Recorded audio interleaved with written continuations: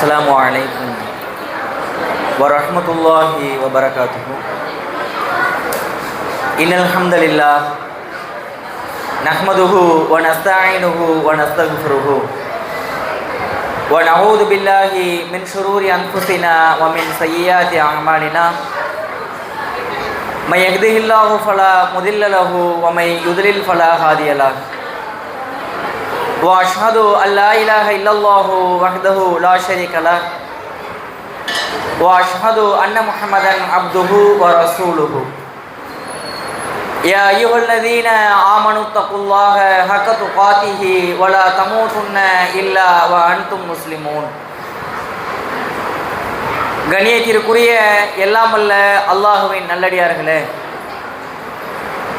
அல்லாஹுடைய பேரருளால் ரமலான் மாதத்துடைய 6வது இரவில் நாம் அமர்ந்திருக்கிறோம்.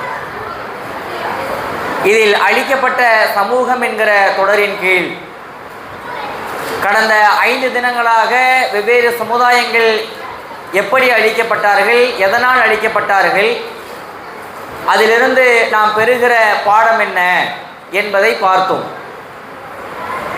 அதனுடைய தொடர்ச்சியாக இன்றைய தினம் உலகத்தில் இந்த காம இச்சைகளுக்காக முதலாக ஒரு தவறான ஒரு செயலை ஒரு குறிப்பிட்ட கூட்டம் செய்தார்கள். பெண்கள் கொஞ்சம் அமைதியா இருங்கம்மா. அடி கேள்வி கேட்டுருவோம்மா. 5 நாள் நடந்ததுலேருந்து இன்னைக்கு ரெஸ்ட் விட்டுட்டு கொஞ்சம் அமைதியா இருங்க. உலகத்தில் தங்களுடைய மனோ இச்சைகளுக்காக, காம இச்சைகளுக்காக ஒரு தவறான வழியை தேர்ந்தெடுத்து உலகத்தில் முதலாக அந்த வழியை அறிமுகம் செய்ததே இந்த கூட்டம்தான். இந்த கூட்டத்திற்கு நபியாக அல்லாஹ் ரப்புல் ஆலமீன் ஒருவரை அனுப்பினான். அந்த கூட்டம் அனுப்பப்பட்ட அந்த கூட்டத்திற்காக அனுப்பப்பட்ட நபி யார் என்றால் நபி லூத் அலைஹிஸ்ஸலாம். இந்த லூத் அலைஹிஸ்ஸலாம் அவர்களை பொறுத்தவரை மக்களுக்கு ஏகத்துவத்தை நிறைய எடுத்து சொன்னார்கள்.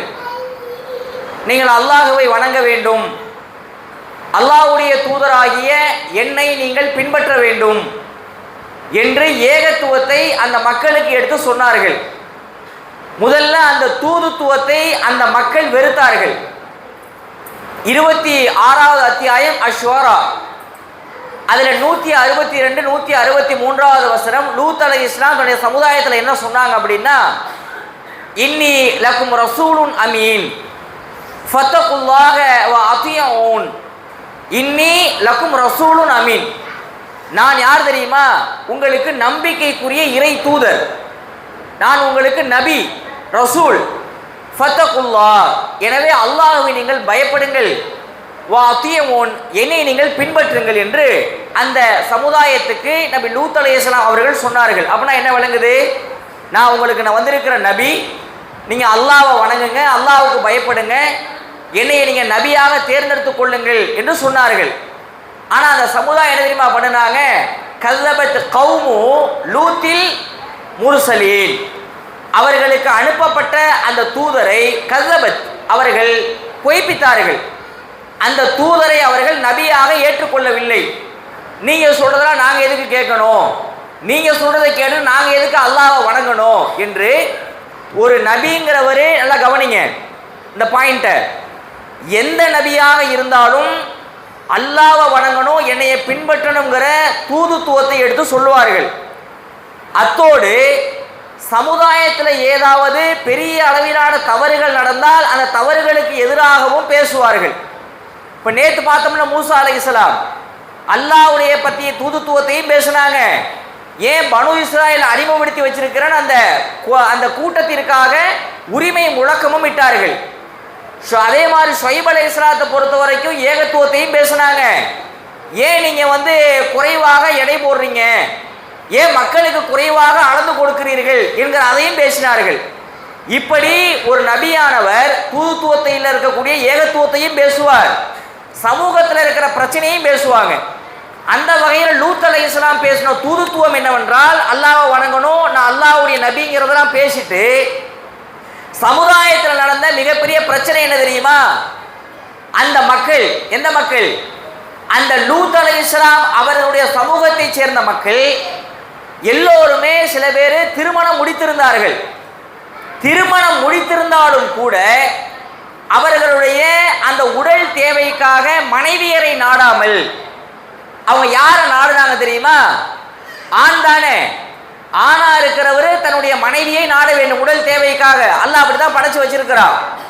ஆனா உலகத்துக்கே முதல்ல இந்த பழக்கத்தை இன்ட்ரோடியூஸ் பண்ணது யார் தெரியுமா? இந்த லூத் நபியுடைய இந்த கூட்டம். என்ன பண்ணாங்க தெரியுமா? ஒரு ஆணுடைய உடல் தேவையை, ஆணுடைய அந்த இச்சையை தீர்த்து கொள்வதற்காக இன்னொரு ஆணையே தேர்ந்தெடுத்து அவரிடத்திலே தீர்த்து கொண்டார்கள். ஓரின சேர்க்கையாளராக அந்த மக்கள் திகழ்ந்தார்கள்.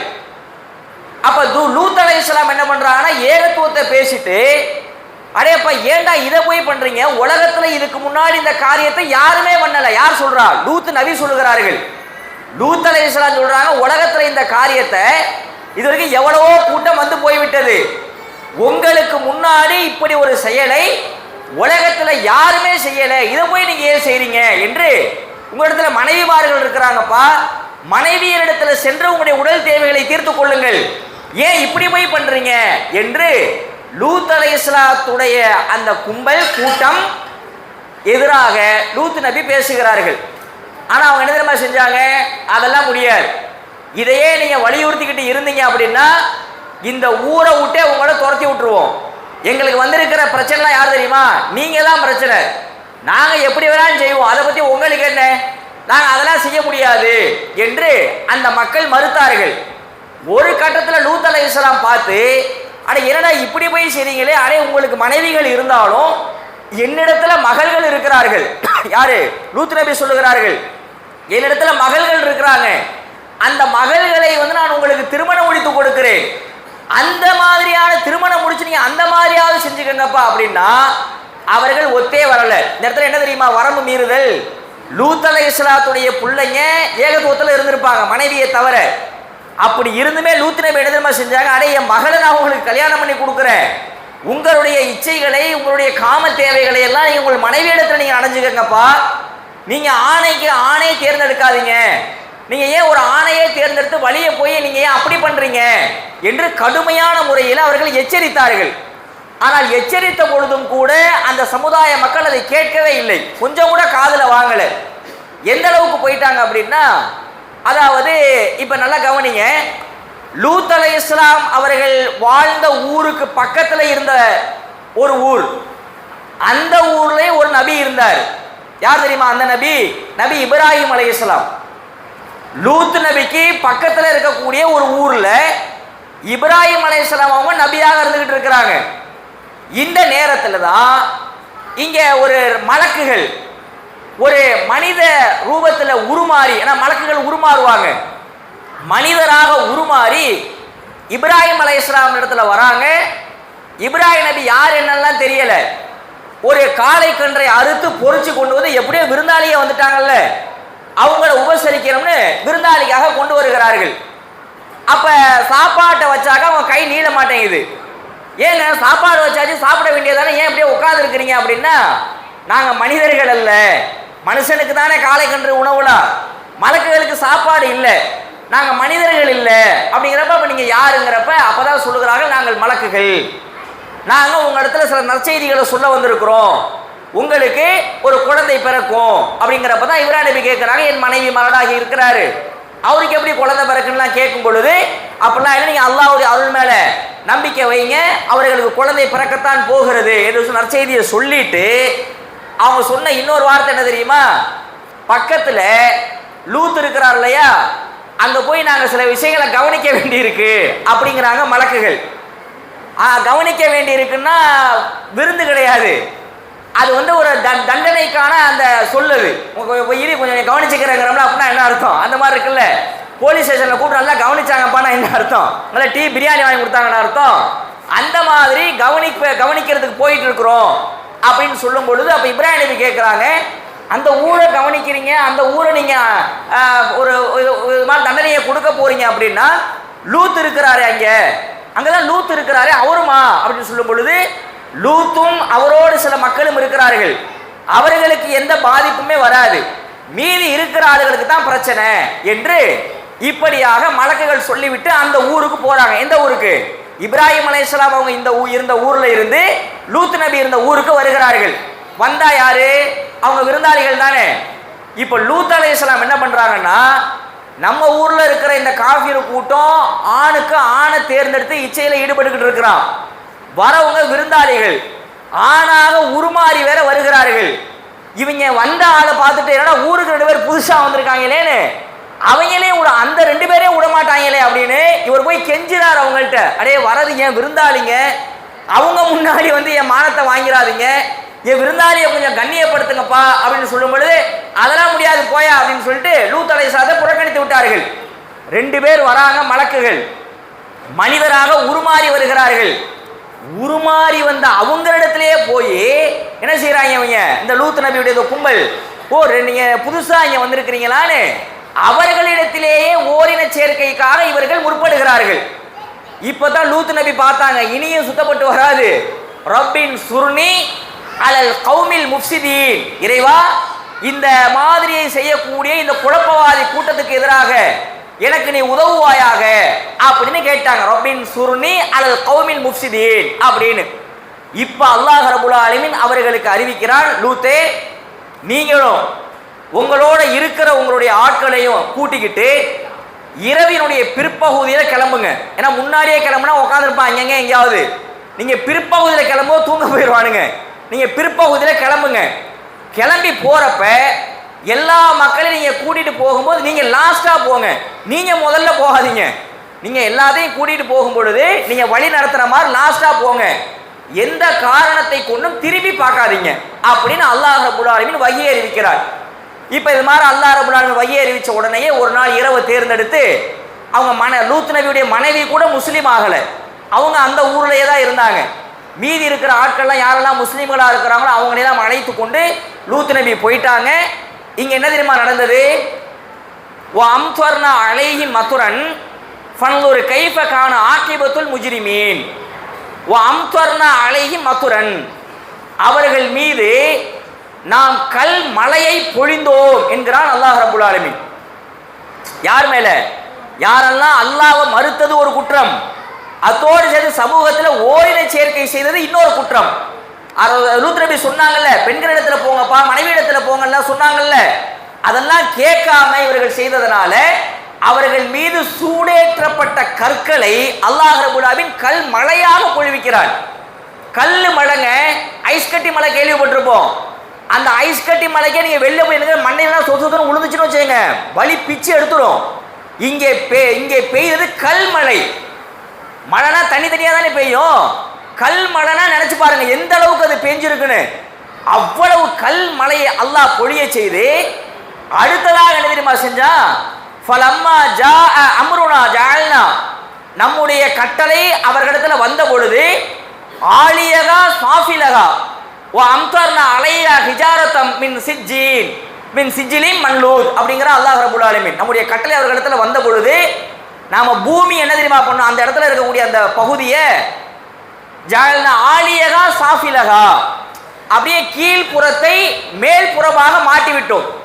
தோசையை திருப்புற மாதிரி அல்லாஹ் அப்படியே திருப்பி போட்டுட்டான் அப்படியே பூமியவே. அந்த பகுதியில நிலநடுக்க கேள்விப்பட்டோம், சமூத் அலைஹிஸ்ஸலாத்துடைய கூட்டம் அழிக்கப்பட்டாங்க, ஷுஐப் நபியுடைய கூட்டம் அழிக்கப்பட்டாங்க, தட்ஸ் ஓகே. இவங்களை கொடுத்த தண்டனை என்ன தெரியுமா, கல்மழையை பொழிஞ்சு தோசையை திருப்புற மாதிரி பூமியுடைய கீழ் பகுதியை அப்படியே மேலாக அப்படியே திருப்பி விட்டு விட்டான் அல்லாஹ் ரப்பல் ஆலமீன். அவ்வளவு பெரிய அழிவு இந்த சமூகத்தாருக்கு நேர்ந்தது, லூத் அலைஹிஸ்ஸலாத்துடைய சமூகத்தாருக்கு.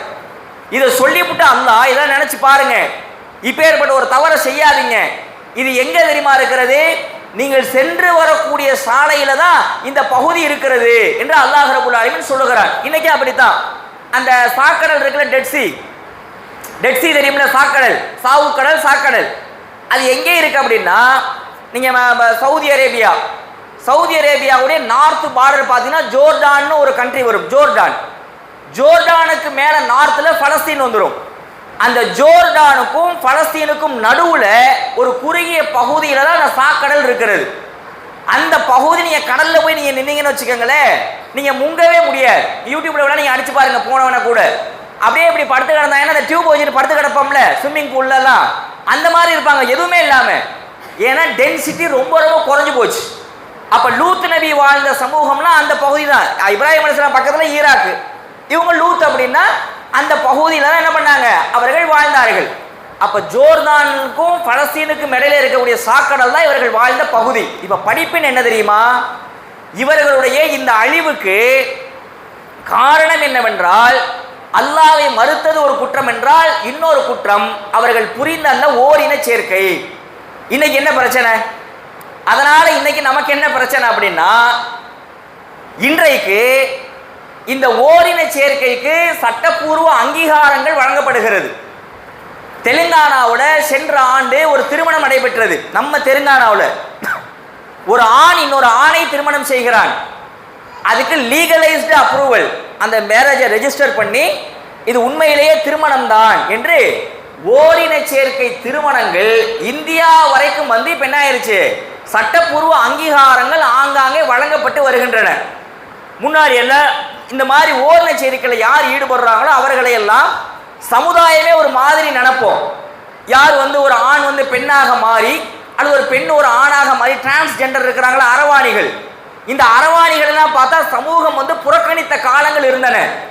ஆனா இப்ப நம்ம வாழ்ற காலம் இருக்குல்ல, இது உலகளாவிய அளவுல என்ன ஆயிடுச்சு தெரியுமா, இந்த LGBTQ என்கிற ஒரு அமைப்பு இருக்கிறது. LGBTQ அந்த ஒவ்வொரு எழுத்துக்குமே ஒவ்வொரு அப்ரிவியேஷன் இருக்கிறது.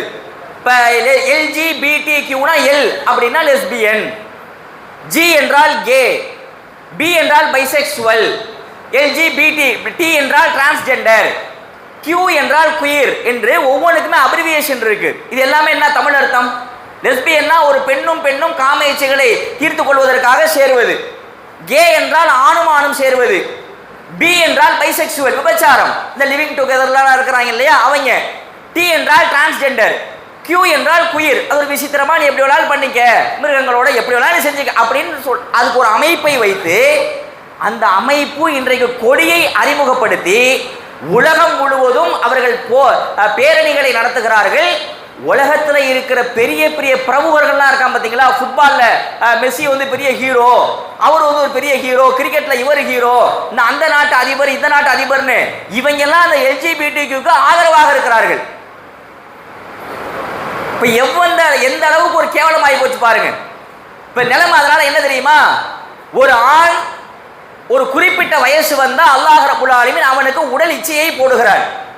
பிறந்ததுல இருந்து இல்ல, ஒரு குறிப்பிட்ட ஒரு பருவ வயதை அடைகிற வரைக்கும் என்னது, பருவ வயசு அடைஞ்சிட்டானா அந்த இச்சையை போடுறான்ல, அந்த இச்சையை அவன் தணிக்க வேண்டும். அது ஒரு பசி. இப்ப நம்ம வயிற்று பசினா சாப்பிட்றோம்ல, அந்த மாதிரி அந்த உடல் பசியை வந்து என்ன பண்ணணும், தீர்க்கணும். எப்படி தீர்ப்பது, அதுக்கு தான் அல்லாஹ் ரப்பல் ஆலமீன் திருமணத்தை நமக்கு வலியுறுத்தி இருக்கிறான். அன்னிகாஹு மின் சுன்னதி, எல்லா கல்யாணத்திலையும் கேட்கிறோம்ல, யா அய்யுஹன் நாஸ் இத்தகு ரப்பக்கும் அல்லதி ஹலகக்கும் மின் நஃப்ஸி வாஹிதா வ ஹலக மின்ஹா ஸௌஜஹா வ பஸ மின்ஹுமா ரிஜாலன் கஸீரா வ நிஸா அப்படிங்கறால அல்லாஹ் ரெண்டு பேர்ல தான் உங்களை படைச்சோம், அந்த ரெண்டு பேர்ல தான் இன்னைக்கு உலகம் முழுக்க பெருகி இருக்கிறீங்க அப்படின்னு சொல்லி அல்லாஹ் சொல்றான் இல்லையா. இந்த திருமணம் என்கிற வழிமுறையை விடுத்து இந்த கலாச்சார சீரழிவுகள் எதை நோக்கி தள்ளிச்சு தெரியுமா, திருமணமா. ஆனா எந்த காலத்துல பாணி இருக்கிற கல்யாணம் போய் சேர்ந்தோம்னா பொறுப்புணர்வுகள் வரும்பா, ரெஸ்பான்சிபிலிட்டி வந்துடும். கல்யாணம் பண்ணனா கணவனுடைய அத்தா அம்மா மாமனார் மாமியாரை பார்க்கணும், ஒரு ரிலேஷன்ஷிப்பு, பிறகு வந்து குழந்தை பெற்றெடுக்கணும், அதை நீ வளர்க்கணும், எவ்வளவு பொறுப்பு இருக்குல்ல, அதெல்லாம் வேண்டாம். நீ நானும் ஒர்க் பண்றோம்ல, நாம ரெண்டு பேரும் திருமணம் செய்யாமலேயே ஒன்னா சேர்ந்து வாழலாம். லிவிங் ரிலேஷன்ஷிப் இன்னைக்கு இருக்கிறதா இல்லையா? நம்ம திருச்சி போன்ற பகுதிகளில் இது கம்மியா இருந்தாலும் எங்கெல்லாம் ஐடி கம்பெனிகளுடைய ஆதிக்கம் அதிகமாக இருக்கிறதோ, பெங்களூர்ல சர்வசாதாரணம். ஒருத்தர் பெங்களூர்ல இருந்து சொன்னாரு, ஈமானே பாதுகாக்க முடியாதுங்க அங்கெல்லாம் இருந்தாண்டு, சர்வசாதாரணம் பெங்களூர்ல. சென்னையில சர்வசாதாரண, சென்னை அடையார் ரோட்ல சாந்தோம்ல இருந்து ஒரு குறிப்பிட்ட தொலைவு வரைக்கும் மெடிக்கலுக்குலாம் ஆர்டர் என்ன தெரியுமா, கருத்தடை மாத்திரைகளை நீங்க விற்பனை பண்ண கூடாது என்று அரசாங்கம். ஏன், அவ்வளவு ஐடி கம்பெனில இருக்கிறவங்க எல்லாமே லிவிங் ரிலேஷன்ஷிப் லிவிங்ல இருந்துகிட்டு எல்லாருமே இந்த மாதிரி கருத்தடை மாத்திரையை பயன்படுத்தி கருக்கலைப்பு செய்கிறார்கள் என்று. உலகம் முழுக்க இந்த லிவிங் ரிலேஷன்ஷிப் ரொம்ப ரொம்ப ரொம்ப அதிகம். இந்த சைடு பார்த்தா எனக்கு திருமணமா? திருமணமும் வேண்டாம். சரி, அதுக்கு லிவிங் ரிலேஷன்ஷிப் அங்கிட்டு போயிட்டாங்களா, அது விபச்சாரம். பைசெக்சுவல் ஒரு விபச்சாரம். இன்னும் சில பேர் எப்படி தெரியுமா, எனக்கு பெண்ணே வேணான்றாங்கிறான். அதாவது எனக்கு திருமணமே வேண்டாம்னு பொம்பளைங்கள்ட்ட போய் லிவிங்ல இருக்கிறான் ஒரு குரூப். இன்னொரு குரூப் எனக்கு பெண்ணே வேண்டாம், வேற யாரா வேணும், நான் ஒரு ஆணின் ஒரு ஆணோட நான் சேர்ந்துக்கிறேன்னு. உண்மையிலேயே சொல்லுகிறேன், கடந்த சில வருடங்களில் வந்த பிரச்சனைகள் என்ன தெரியுமா? பத்திரிகைகளில் படித்தது. பெரிய பெரிய திருமணங்கள், திருமணம் முடிஞ்சு அடுத்த சில நாட்களில் பெண் தரப்பட்டது குற்றச்சாட்டு வருகிறது, இல்லை அவர் எனக்கு கணவனாக நடக்கலை. ஏண்டா நடக்கலை அப்படின்னா, எனக்கு இதில் இன்ட்ரெஸ்ட் இல்லைங்கிறான். எதுடா இன்ட்ரெஸ்ட் இல்லை? மனைவியோடு இல்லறம் நடத்துவதற்கு இன்ட்ரெஸ்ட் இல்லை. வேற என்னடா பண்றா? இதான் என் ஃப்ரெண்ட் அங்க இருக்கிறான், இந்த அவன் இருக்கிறான், நாங்க 2 பேர் கே கப்புள். வார்த்தைகள் எல்லாம் பாருங்க, கே கப்புள். இங்க நம்ம திருச்சி பீபநகர்ல ஒரு பிரச்சனை, ஒரு பெண்மணி 2 குழந்தைங்க அவங்களுக்கு, திடீர்னு நிக்கிறாங்க, நான் கணவனை நான் குழாவிட போறேன்னு. ஏமா என்னமா ஆச்சு அப்படின்னா, எனக்கு இந்த வாழ்க்கை பிடிக்கல. ஏன் அவர் என்ன செஞ்சாரு? அதெல்லாம் எனக்கு பிரச்சனை இல்லை, நான் ஒரு கம்பெனியில் ஒர்க் பண்றேன், அந்த கம்பெனியுடைய மேனேஜரும் நானும் லெஸ்பியன் கப்பலா இருக்கிறோம்னு பெண் தரப்புல இருந்து வருகிறது நம்ம திருச்சி பீபநகர்ல. அன்னைக்கு லூத் அலைஹிஸ்ஸலாம் காலத்தில் செஞ்ச அந்த தவறு சட்டப்பூர்வ அங்கீகாரமாக வழங்கப்பட்டு வருகிறது. இன்னைக்கு அரவாணிகளுக்கு எல்லா கவர்மெண்ட் பாருங்க 3ஆம் பாலினமா. என்ன 3ஆம் பாலினமா அவங்க? ஏன்னா பிறப்புல ஒருத்தர் ஆணுன்னா ஆண், பெண்ணுனா பெண், அவ்வளவுதான். ஒருத்தர் ஆணா பிறந்தாலும் சில பெண்ணிய தன்மைகள் அவன் இடத்துல இருக்கும் தான். அம்மாட்ட இருந்து எடுத்துட்டு வந்த ஒரு நடை இருக்கலாம், அம்மாவுடைய ஜீன்ல இருந்து வந்த குரல் இருக்கலாம், அம்மாவுடைய ஜீன்ல இருந்து வந்த ஸ்மைல் இருக்கலாம். பாரு, பொண்ணு மாதிரியே சிரிக்கிறான் பாரு, பொண்ணு மாதிரியே நடக்கிறான் பாரு, பொண்ணு மாதிரியே உட்காரான் பாரு அப்படின்னா, அது அவன் ஜீன்ல வந்தது, அவ்வளவுதான். அதை ஏன் போக்கஸ் பண்ற? ஆனா அவன் ஆம்பளை. ஒரு பெண்மணி பிறக்கிறார், தந்தை இடத்திலிருந்து வந்த கம்பீரம் இருக்கலாம், தந்தையிட்டிருந்து வந்த கிளாஸியான வாக்கு, மிடுக்கான நடை இருக்கலாம். அதுக்காக அது என்ன ஆம்பளை ஆயிருமா? அது பொம்பளை தான். இவன் என்ன பண்றான்? அதை போக்கஸ் பண்ணி விட்டு வர பொம்பளை புள்ள மாதிரி சிரிக்கிறான், பொம்பளை புள்ள மாதிரி அழுகுறான், பொம்பளை புள்ள மாதிரி நடக்கிறான்னு சொல்லி அவனை பொம்பளைன்னு சொல்லி பெண்ணாக மாறுறதுக்கு இவனே தூண்டி விடுகிறான். ஒரு பொம்பளை புள்ளி அப்படி மாறுறதுக்கு தூண்டி விடுகிறான். இன்னைக்கு அதுவெல்லாம் சட்டப்பூர்வ அங்கீகாரங்கள். ரசூலுல்லாஹ்வுடைய காலத்துல ஒரு நாள் அல்லாஹ்வுடைய தூதருடைய மனைவியுடைய வீட்டில் ஒரு அரவாணி அமர்ந்திருக்கிறார். அங்கே உட்காந்து என்ன தெரியுமா பேசுறாவன்? ஒரு சஹாபி இடத்துல சொல்லுகிறான், நீங்க மக்காவை ஜெயிச்சிட்டீங்கன்னா மக்காவுல அனாக்குன்னு ஒரு பெண் இருக்கிறார், அவரை நீ கல்யாணம் பண்ணிக்க என்று அந்த அரவாணி ஒரு சகாபிக்கு சொல்லுகிறான். சகாபி கேட்கிறாங்க, ஏன்பா நான் அந்த பெண்ணை போய் திருமணம் பண்ணணும்னா? அதுக்கு அரவாணி சொன்ன பதில் என்ன தெரியுமா? அந்த பெண்மணி, அனாக்குங்கிற அந்த மக்காவோட இருக்கிற பெண்மணி, அவருடைய உடல் தோற்றத்தை வைத்து வர்ணிக்கிறான் அந்த அரவாணி. இப்ப ரசூலுல்லாஹ் நேரா வந்துட்டாங்க. ஏன்பா இவன் இங்க இருந்துகிட்டு மக்காவோட இருக்கிற ஒரு ஆளை பத்தி பேசிக்கிட்டு இருக்கிறான், உங்களை பத்தி நாளைக்கு அங்க பேச மாட்டானா? இப்பேற்பட்ட ஆட்களை உங்களோடு சேர்க்காதீர்கள் அப்படின்னாங்க ரசூலுல்லாஹ். இப்ப ஆளை ஒதுக்கி வச்சுடுங்க, அவ்வளவுதான், சேர்க்காதீங்க என்று தூதருடைய கட்டளை வந்தது. இன்னைக்கு நிலைமை என்ன தெரியுமா? இந்த எல்ஜிபிடிக்கு நான் சொன்ன பார்த்தீங்களா, உங்களை சில பேருக்கு இந்த வார்த்தையே புதிதாக இருந்திருக்கலாம். இன்றைக்கு கல்லூரி படிக்கிறாங்கல்ல மாணவர்கள், சர்வ சாதாரண இவங்களுக்குலாம் அந்த வார்த்தை. ஏன்னா இன்ஸ்டாவிலலாம் போட்டு அதுக்கான சப்போர்ட்டர்ஸ் அதிகமாக்கி எல்லாரும் போய் தன்னுடைய தாட்டையே மாத்துறான். பொதுவாக ஒரு பெரிய ஒரு ஆச்சரியமிக்க கட்டுரை என்ன தெரியுமா? சமீபகால இளைஞர்களுக்கு திருமணத்தின் மீது நாட்டம் இல்லை. ஏண்டா நாட்டம் இல்லை அப்படின்னா, அவன் தன்னுடைய பாலிய தேவைக்காக திருமணம் என்கிற உறவை கடந்து வேறொரு முறையை தேர்ந்தெடுக்கிறான். திருமணமே தேவையில்லை என்று சில பேர் செல்கிறார்கள். டிரான்ஸ்ஜெண்டரா அவனுக்கு ஆபீஸ்ல உட்காந்து வேலை கொடு, அவனுக்கு இடஒதுக்கீடு கொடு, அவனுக்கு எல்லா சலுகையும் கொடு, அவனே ஒன்னா சேர்த்துக்கிட்டு என்னமோ பாவப்பட்ட ஒரு சமூகம் மாதிரி இன்றைக்கு அங்கீகரிக்கிறார்கள். இது தவறு. என்ன பிரச்சனை தெரியுமா? இப்ப இந்த மாதிரியான எல்ஜிபிடிக்கு தாக்கம், இந்த ஓரின சேர்க்கை இதெல்லாம் அதிகமானுச்சு அப்படின்னா, லிவிங் ரிலேஷன்ஷிப், விபச்சாரம் இதெல்லாம் அதிகமாச்சுன்னா, லூத் அலைஹிஸ்ஸலாம் சமுதாயத்தை அல்லாஹ் புரட்டி போட்டான் பார்த்தீங்களா? ஒருவேளை அந்த தண்டனை நமக்கும் அல்லாஹ் நாடி இருந்தால், ஒருவேளை அந்த தண்டனையை அல்லாஹ் நமக்கும் வச்சிருந்தான்னு வச்சுக்கோங்க, அடுத்த சில நாட்கள்லயோ ஆண்டுகள்லயோ மாசங்கள்லயோ, லூத் நபி கூட்டிட்டு இரவோடு இரவா போனாங்கல்ல பின்னாடி பார்க்காம, அந்த மாதிரி நம்மளாம் பின்னாடி பார்க்காம போக முடியாது. எல்லாமே அதுல காலியாக வேண்டியதான், எல்லாம் காலி. அதுல பிறகு அவன் என்னத்துக்கு எண்ணத்துக்கு தக்கவாறு எந்திரிக்க வேண்டியதான். இவன் எந்த எண்ணத்தில் இருந்தான்? இவன் எல்ஜிபிடிக்கு எண்ணத்தில் இருந்தானா, இல்லை திருமணம் பண்ணலாங்கிற எண்ணத்தில் இருந்தானா, இல்லை திருமணமே வேண்டாம்ங்கிற எண்ணத்தில் இருந்தானா, என்ன எண்ணம்னு பிறகு தக்கவாறு அல்லாஹ் ரப்பல் ஆலமீன் எழுப்புவான். கவனம், நம்முடைய குழந்தைகள் நாம் காக்க வேண்டும். இந்த எல்ஜிபிடிக்கு தாக்கம் கல்லூரிகளில் ரொம்ப அதிகமாக இருக்கிறது. உங்கள் பிள்ளைகளிடத்தில் இதை பற்றி பேசுங்கள். ஒரு ஆணும் பெண்ணும் என்கிற இந்த பாலிய தேவையை விட்டு நம்முடைய குழந்தைகளை நாம் காக்க வேண்டும். நம்ம சர்வ சாதாரணமாக நினைக்கிறோம், அசால்ட்டாக கேட்குறேன், நீங்கள் 2 பேரும் கே கப்புலா அப்படிங்கிறோம். ஏன்னா அது எவ்வளோ பெரிய குற்றம். நீங்கள் 2 பேரும் லெஸ்பியனா, எவ்வளோ பெரிய குற்றம் அது. 2 பேரும் லிவிங் ரிலேஷன்ஷிப்பில் இருக்காங்கப்பா, என்னமோ பெரிய என்னமோ சொத்து பத்து வாங்கி ஊரில் வாழ்றாங்க இல்லை, அது மாதிரி 2 பேரும் லிவிங் ரிலேஷன்ஷிப்பில் இருக்காங்கப்பா. ஏன்னா விபச்சாரம், அது பச்சை விபச்சாரம். நீ பேரை என்ன வேணாலும் மாற்றிக்கிட்டா. எனவே நாம் நம்முடைய பிள்ளைகளை கண்காணிக்க வேண்டும், நாமும் கவனமாக இருக்க வேண்டும். ஒரு வயது ஆக ஆக நம்முடைய பாலியத்தை அந்த டிசையர் இருக்குல்ல, அந்த விருப்பம் அது மாறும். ஒரு கட்டத்தில் மனைவியோடு இருக்கிற அந்த எண்ணமானது ஒரு 50-60 வயதை தொழுகிற பொழுது கூட அது மாறும். எதுலையும் மாறாம அல்லாஹ் ரப்பல் ஆலமீன் ஹராமாக்கி இருக்கிறான். அந்த மாதிரியான பாலிய தேவைகள் நம்ம என்ன பண்ணணும், விலகி அல்லாஹ்வுக்கு கட்டுப்பட்டு நடக்கக்கூடிய நன்மக்களாக வல்ல இறைவன் நம் அனைவருமாக அனுப்புவானாக. இதில் சில கேள்விகள் இருக்குது. என்னென்னா கேள்விகள்னா சில விளக்கங்கள். பெண்கள் சைடு உட்காந்து தொழுகிறீங்க இல்லையா, உட்காந்து தொழுகிற போது நின்று தொழுவ முடியலைன்னா தரையில் அமர்ந்து தொழுங்கள், சரியா? அதில் சில சஜிதாக்கள் கிடைக்கலாம், உங்களுக்கு வாய்ப்பு இருக்குது. இல்லை தரையிலே உட்காந்து தொழுவ முடியாத அப்படின்னா நீங்கள் தாராளமாக சேரில் உட்காந்து தொழுவுங்க, அது தப்பு இல்லை. அப்படி சேரில் உட்காந்து தொழுகிறப்ப சஃபை விட்டு வெளியே நவுத்திடாதீங்க. சேரை சஃபை வந்து சீரமைக்கணும், குலைக்கக்கூடாது.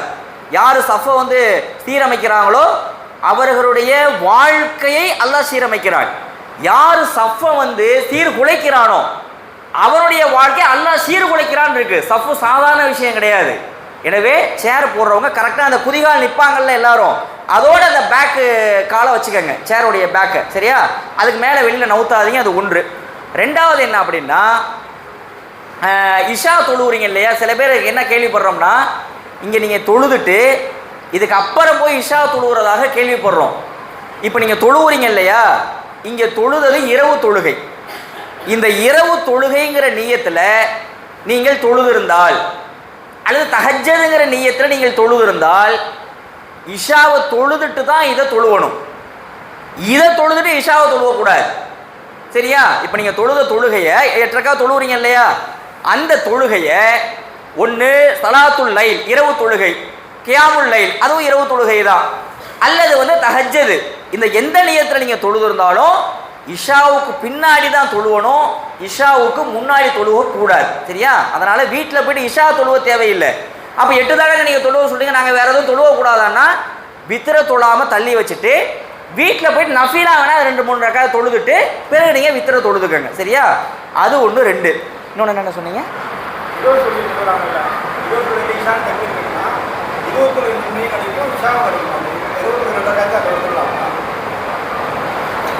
அதாவது இஷாவை தொழுதம்னா இஷாவுடைய தொழுகையிலேயே இரவு தொழுகைங்கிற நியத்தையும் சேர்த்து கட்டினா 2மே கிடைக்குமா கேட்குறாங்க. ஒரு தொழுகைக்கு 1 தான். இஷாண்டு நியத்து பண்ணினீங்கன்னா இஷா, இரவு தொழுகை நியத்து பண்ணினீங்கன்னா இரவு தொழுகை.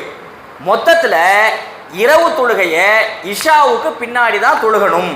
அதை ஒரு கவனத்தில் வைங்க. இன்னும் ஒன்று சொன்னீங்க.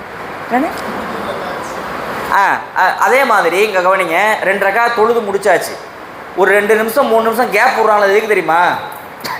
ரெஸ்ட் எடுக்கிறதுக்கெலாம் கிடையாது. அந்த ஒரு 2 நிமிஷம் உட்காந்து அழகாக ஏதாவது சொல்லி கொடுக்கக்கூடிய திக்ருகளை ஏதாவது அழகாக ஓதிக்கிட்டு இருங்க, சரியா? அதனால் வந்து அந்த நேரத்தில் சலசலப்பு இருந்துச்சுன்னா அது ரொம்ப ரொம்ப மற்றவங்களும் கஷ்டமாக போயிடும். தொழுகைங்கிறது ஒரு மனசு ஓர்மையை நமக்கு கொடுக்கணும். அட்மாஸ்பியர் பார்த்திங்கன்னா ஃபுல்லாக ஒயிட்டாக, இந்த அட்மாஸ்பியரே ஒரு ஓர்மையை கொடுக்கும். அதனால் அந்த மாதிரி நேரங்களில் ஒரு திக்ரு துவா அந்த மாதிரிலாம் அமைதியாக இருங்க, சரியா? அது இமாமெல்லாம் ஓதுறாருலையா, ஹாஃபில்லாம் சும்மா கிடையாதுங்க. அவங்க ஓதுறாங்கன்னா ரத்தம் சிந்தி ஓதுகிறார்கள். உண்மையிலேயே நமக்கு அந்த அருமை தெரியலை. ஒரு ரக்காத்து மிஸ் ஆகிறப்ப அப்படி அப்படியே வேத்து மண்டகன்லாம் ஒழுவும், அப்படியே தெரியுமா? அவ்வளோ கஷ்டத்தில் அவங்க ஓதுகிறார்கள். நீங்கள் போயிட்டு சத்தம் போட்டு டிஸ்டர்ப் பண்ணிகிட்டே இருந்தீங்கன்னா அவங்களுக்கு அந்த ரக்காத்து உட்காராது. அதனால் அதில் கொஞ்சம் கவனமாக இருங்க, சரி? இன்றைய திக்ரு என்ன அப்படின்னா, இது நாள் வரைக்கும் நம்ம எண்ணிக்கை அடிப்படையில் சொன்னோம். இதை 100 தடவை, இதை 100 தடவை, இதை 100 தடவைண்டு. இப்போ நம்ம சொல்லக்கூடியது என்னென்னா, இது எண்ணிக்கை அடிப்படையில் கிடையாது. இது எவ்வளோ வேணாலும் நீங்கள் சொல்லிக்கலாம். சுபஹானல்லாஹி வபிஹம்திஹி சுபஹானல்லாஹில் அலீம். ஏற்கனவே 100 தடவை சுபஹானல்லாஹி வபிஹம்திஹின்னு இருக்கு இல்லையா, அதை இதோட கொண்டு வந்து ஜாயின் பண்ணிடக்கூடாது, அது தனி. இது என்னன்னா சுபஹானல்லாஹி வபிஹம்திஹி சுபஹானல்லாஹில் அலீம். இது எண்ணிக்கையெல்லாம் கிடையாது. நீங்கள் எவ்வளோ வேணாலும் செய்யலாம், எவ்வளோ வேணாலும் நீங்கள் ஓதலாம். சும்மா நிற்கிறப்ப உட்காந்துருக்கிறப்ப எவ்வளோ வேணாலும் ஓதலாம். இதுக்கு என்ன நன்மை தெரியுமா? நாளை மறுமை நாளில் மீசான் தராசில் இந்த 2 வார்த்தை வந்து ரொம்ப ரொம்ப லேசு. சுபஹானல்லாஹி வபிஹம்திஹி சுபஹானல்லாஹில் அலீம். ஏதாவது கஷ்டமா? இல்லை. ஆனால் மீசானுடைய தராசில் ரொம்ப ரொம்ப கனம் உள்ளது அப்படின்னாங்க ரசூலுல்லாஹ். இந்த சைடு ஒரு 50 லட்ச ரூபா செக்குன்னு வச்சுக்குவோம், இங்கிட்டு வந்து ஒரு 50,000 ரூபா ஒரு நோட்டாக இருக்குது. எடை போட்டிங்கன்னா எது அதிகமாகும்? 50,000 ரூபா நோட்டு வச்சுருக்கோம், அதான் இடம் அதிகமாகும். ஆனால் நம்ம இதாங்க இடம் அதிகமாக இருக்குன்னா அதையே நம்ம தேர்ந்தெடுப்போம். ஓ இது பாருங்க செக்கு 50 லட்சம், இது 50,000 அப்படின்னு எடுப்போம்ல, 100 மடங்கு அதிகம் இதை விட எடுப்போம்ல. அந்த மாதிரி தான் வார்த்தை லேசு, ஆனால் மீசான் தராசுல ரொம்ப ரொம்ப வெயிட்டு. இதில் என்ன கவனிங்க, அதை எவ்வளோ வேணாலும் நீங்கள் சொல்லிக்கோங்க. எப்போ உங்களுக்கு டைம் கிடைக்குது, ஒரு 5 தடவை ஒரு 10 தடவை அது மாதிரி சொல்லிக்கிட்டே வாங்க இன்ஷா அல்லாஹ். சரி, இல்லை அது அப்படி இல்லைண்ணே, அப்படி இல்லை. சரி, நேற்று இப்போ அஸ்தக்ஃபிருல்லாஹ்னு சொன்னோம்னா சஹர் நேரத்தில் செய்கிறது சிறப்புண்டு. இன்னைக்கு யார் செஞ்சீங்க சஹர் நேரத்தில்? ஓகே, ஒரு 2-3 பேர் சகோதரர்கள் தூக்குறாங்க. அதெல்லாம் கவனத்தில் வைங்க. ரமலானில் சஹரில் முழிக்கிறதுனால சஹர் நேரத்தில் செய்யுங்க. ரமலான் அல்லாத மற்ற மாதங்களில் சஹர் நேரத்தில் முழிக்க வாய்ப்பு இல்லைங்க. நான் ஃபஜ்ர் பாங்குக்கு அப்புறம் தான் முழிக்கிறேன், சஹர் முடிஞ்சு போச்சு, இல்லை வைகரை வந்துருச்சு அப்படிங்கிற நேரத்தில் சும்மா பகல் நேரத்தில் செய்ய. மொத்தத்தில் இஸ்திக்ஃபாரை விட்டுற வேண்டாம். சரியா? கவனத்தில் வைங்க. எல்லாம் செய்கிறீங்களா பெண்கள் இப்போ சொல்கிறதெல்லாம்? சரி, ஓகே. அது உங்களுக்குள்ளே நீங்கள் ஆர்வம் மூட்டிக்கோங்க, கிட்ட ஆண்களும் ஆர்வம் மூட்டிக்கோங்க. சுப்ஹானக்கல்லாஹும்ம வபிஹம்திக அஷ்ஹது அல்லா இலாஹா இல்லா அன்த அஸ்தக்ஃபிருக வ அத்தூபு இலைக். அஸ்ஸலாமு அலைக்கும்.